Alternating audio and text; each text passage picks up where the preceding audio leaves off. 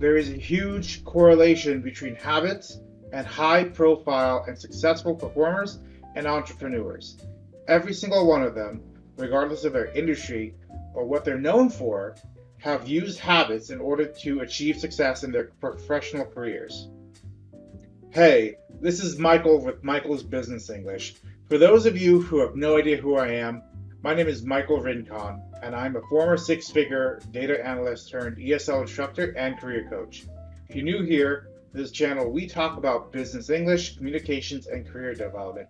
So if you're into that, make sure you like and subscribe, and all the links that we mentioned in this video you can find in the description box below. So for today's episode, I decided to do a reading recommendation for this month, and the book I've chosen is called The Miracle Morning, The Not So Obvious Secret Guaranteed to Transform Your Life Before 8 a.m. by Hal Elrod. Now, this is a book that was actually recommended to me by my mentor, Richard Graham. And the reason I chose this book as my first reading recommendation is that a lot of my students, I try to give them reading recommendations for them to help them with their career, and they've come back and said they don't have time to read books. So it's kind of this catch-22, like you're supposed to read books, but you don't have time to read books, so how do you do it? So I felt like the best way to handle that was to start with this book, which is all about instilling habits. Now you might be thinking, I don't have time to do morning habits, and here's the thing about this book, you don't actually have to do it in the morning right away, but if you do, if you can just get up an hour early, that's possible, you can do it. It's going to transform your life if you start instilling these habits. But at the same time, you don't have to do it in the morning. Most of these habits I was doing all over the day without actually doing it in the morning. So to get you a little amped up and primed and excited to learn more about this book, let me read some of the opening quotes from people who have read this book, implemented the Miracle Morning routine, and what it worked for them. Because I think this will kind of get you excited, to get you open up to the idea of doing these habits. The first one here is, I am on day 79 of the Miracle Morning, and since I began, I have not missed a single day. Honestly, this is the first time I've ever set out to do something, and I've actually stuck with it for more than just a couple of days or weeks. I now look forward to waking up every day. It's incredible. The Miracle Morning has completely changed my life. Now here's another one. After beginning the Miracle Morning in December 2009 as a college student at UC Davis, I noticed profound changes immediately. I quickly began to achieve long-desired goals more easily than I would have ever expected. I lost weight, found a new love, attained my best grades ever, and even created multiple streams of income, all in less than 2 months. Now, years later, the Miracle Morning is still an integral part of my daily life. When I first heard about the Miracle Morning, I thought to myself, this is so crazy that it just might work. I'm a college student taking 19 units and working full-time, so that left me with zero time to work on my goals. Before I learned the Miracle Morning, I used to wake up between 7 and 9 a.m. every day because I had to get ready for class. But now I consistently wake up at 9 a.m. I am learning and growing so much through daily personal development, and I'm loving the Miracle Morning. So you can see that quite a few people have actually gone through this program, and they've actually read the book, they've implemented the routine, and it actually works for them. Now, I'm not saying you have to get up at 5 a.m. I still don't get up at 5. I get up at 6 a.m. But it's worth reading about this book, learning more about it, see if it can work for you. Okay, so what exactly is this Miracle Morning routine? So Hal has composed 6 essential habits that make up the Miracle Morning. And if you do all 6 of these habits every morning, you do them every day, you're going to see dramatic changes in your energy and your overall life. The 6 habits that he uses the acronym called SAVERS. So the habits are silence, affirmations, visualizations, exercise, reading, and scribing. So there's one thing I want to mention before I go into detail about the different habits, is that how you choose to complete these habits is up to you. It is perfectly fine to do them in a way that makes sense for you. So for example, for silence, that's really meditation, but there's tons of meditation options out there. And exercise, like I don't actually do like weightlifting anymore. I don't do running. My exercise routine, I'll go into more into detail in that section, but I really just do stretches. Reading, you can use audiobooks, visualizations, you can use a vision board, or you can actually do something on your phone. It's up to you how you want to do these. So don't panic and think I have to do things a certain way. No, no, no, no, no. You have a lot of options. You have a lot of freedom. And finally, don't worry about trying to do all 6 at once. All these habits I've been doing, I did it over the course of 2 years, and I implemented little bits at a time. It took me almost a year to implement all 6. So it was easier for me to transition to Miracle Morning that way. All right, so the first habit, which is S, stands for silence. And silence means purposeful silence. Now, there's actually multiple activities that you can choose for this habit. So you can use something like meditations, which I think is most common, but you also have the option of prayer or deep breathing or just general reflection, just thinking about your life. So in the book, he goes into each of the different options you can use. So for example, meditation, he actually has a Miracle Morning meditation that you could implement if you've never done meditation before.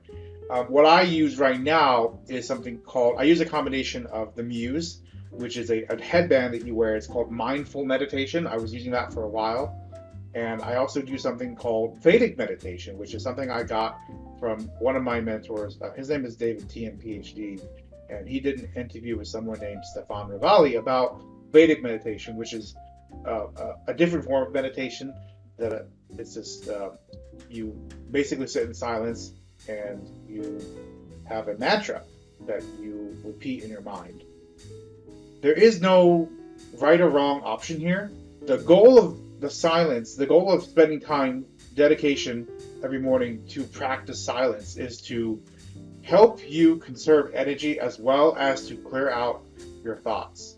So, for example, with meditation for me, one of the things it's been doing for me is to help me stay calm. And mindfulness meditation from the Muse specifically trains you to maintain your composure. So what happens is the Muse will actually tell you when you're distracted, and it starts making noise. And when you realize that you're distracted, you're thinking too much, you can bring yourself attention back to yourself, and you can start thinking. You can stop thinking. You just sit there in silence.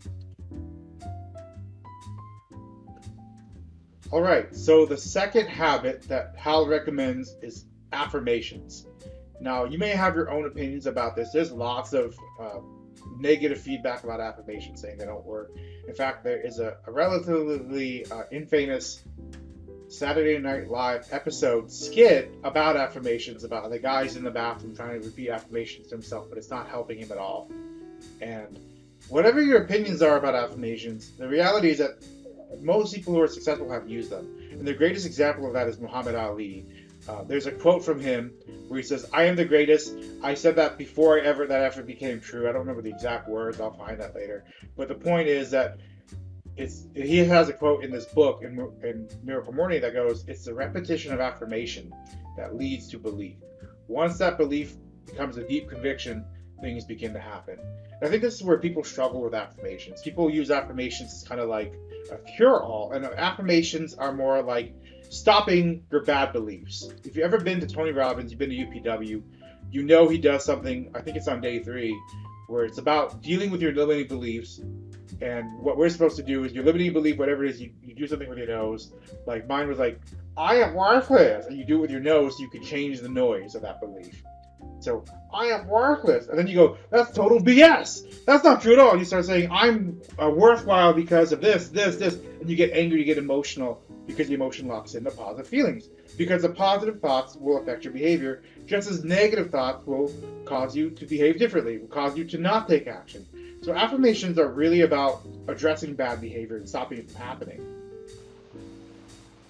The third habit that Hal recommends for the Miracle Morning is something called visualization.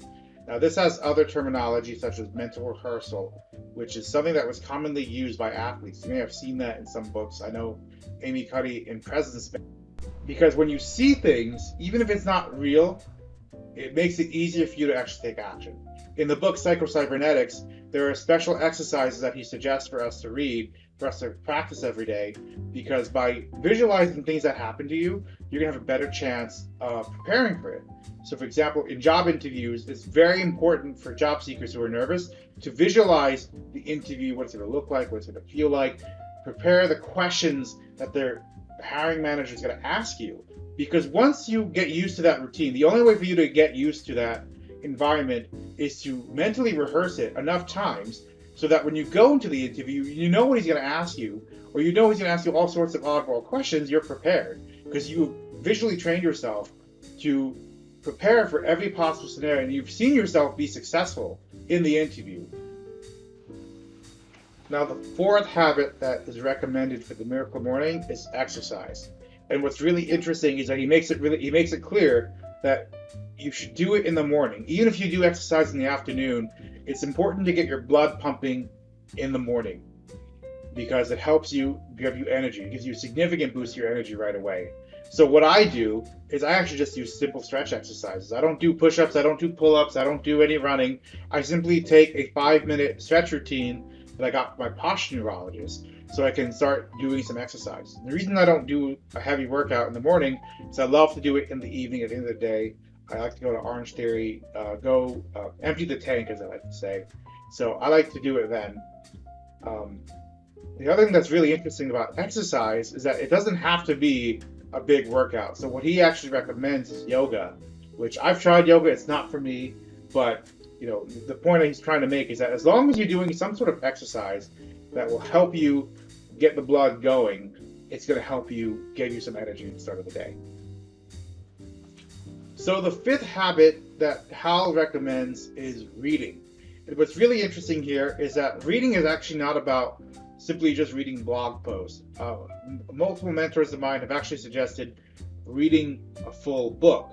And the reason that's important is because while a blog post is interesting, maybe you're reading blogs, maybe you're reading social media posts, maybe you're reading like transcripts of videos or TED Talks, whatever. A book is actually one well thought out idea and one topic. It's not all over the place. It's not like different opinions. It's really something that's been fully vetted and fully dedicated into one subject that you can immerse yourself in. What I think is also really important is not just like the data in the book, but the anecdotes, stories. Maybe you've heard the concept that facts tell, stories sell. What I found is that by reading books, sometimes I'll get these stories in the book that resonate with me, and then the actual meaning of the lesson sticks a lot easier. Versus if you just read a blog post with like 3 things that you can do to improve your life, like you're probably not going to retain it. Otherwise, the blog post, social media post would be effective. So what's also really cool, and what I really like about Miracle Morning, is that he recommends just reading 20 pages a day. 10 to 20 pages a day will allow you to read about 300 pages a month. I think that's the number he has. And the reason that's so important is that if you want to be able to read enough books, you've got to build this habit consistently. And if you do this, if you just read a little bit each day, you'll have read at least 10, 15 books by the end of the year. That's why it's so important to have the habit. Instead of it being like, oh God, I got to read this entire 300-page book, instead, just focus on the habit of reading a little bit each day, and you will hit that goal on its own. All right, so the final habit that Hal recommends is something called scribing, which is another way of saying writing. Now, what's interesting about the writing process is that it's really just a 5-minute practice of whatever you want to write about. So you can write about what thoughts you have on your mind, you can write about gratitude practice, you can write about acknowledging your accomplishments, you can write about things you want to work on. It's up to you. I will show you right now, these are my notes, just in general. I am a handwriter. Like I love writing things by hand. This is something I've been doing. My handwriting is terrible. I can't read it, but I like to write out my thoughts. It's just easier for me to do. I think most introverts tend to be writers too. The main goal with this one, I think the main goal you should be trying to do if this is your first time, is simply to practice gratitude. I recommend something called the 5-Minute Journal app. It's a very good way to start practicing. It asks you questions. It gives you prompts like, what are you grateful for? What are you going to do today? So it's very easy to get started writing that way. It's up to you. I also use another app called Journey, which allows me to simply write out my thoughts on my phone on the go. So whenever I'm thinking something, I'm feeling bad, I'm feeling upset, I write down what's going on, what I'm feeling. And that has helped me deal with my anxiety, because sometimes I'll find myself feeling anxiety. I'm not, how do I feel anxiety? Like, this is weird. So that's something that I did for a while. So I would suggest that check that out as well. All right, so to summarize, the Miracle Morning Routine is a combination of 6 different habits that you should apply every single day in order to improve your overall energy and quality of your life. And this is, I think, it's going to be a good start for you. If you're struggling with your reading habit, I highly recommend getting the Miracle Morning first and start to implementing these habits one at a time, especially the reading habit, because the reading habit is probably the most important thing for your career development, in my opinion, because the thoughts that you can get in a book are going to help you in paradigm shifting. They can transform challenges you're having. For me, for example, the thing that made the difference for me in my career when I started going from getting $15 an hour and making very small increases to eventually hitting $52 an hour and getting job offers for six figures was reading. And for me specifically, it was reading Ramit Sethi's book, How I Will Teach You to Be Rich, and reading his blog posts. So I can't recommend enough reading, because the more you read, the more variety you read, the faster you're going to learn, the faster you're going to level up, get to the next level of your career. Because there's going to be golden nuggets in these books and these anecdotes and these stories that will transform your life, that will get you to the next place you need to get you out of your sticking point and get you to the next level. All right, now that we've actually gone through the habits at a high level, if you would like a more in-depth review of this book, I've actually written a much more detailed blog post on this topic where I include my personal notes on the subject, what I've done, the different practices I've tried. I go into more detail about that. So you can check that out at michaelsbusinessenglish.com, and I'll put the link to the actual blog in the description below. You can also check out my other book recommendations if you are not interested in this book. Maybe you're okay with your habits, you don't need additional habits, you just need something else to read. Go check out my website. I'll put the link to my book recommendations there as well. You might find something that could help you right now. The question I have for you is, please leave in the comments, which of the 6 habits do you think will be the hardest for you to implement and why? Let me know in the comments. Please like this video if you like it. Don't forget to subscribe and check out some of the other stuff I have here on this channel. Thanks, and see you next time.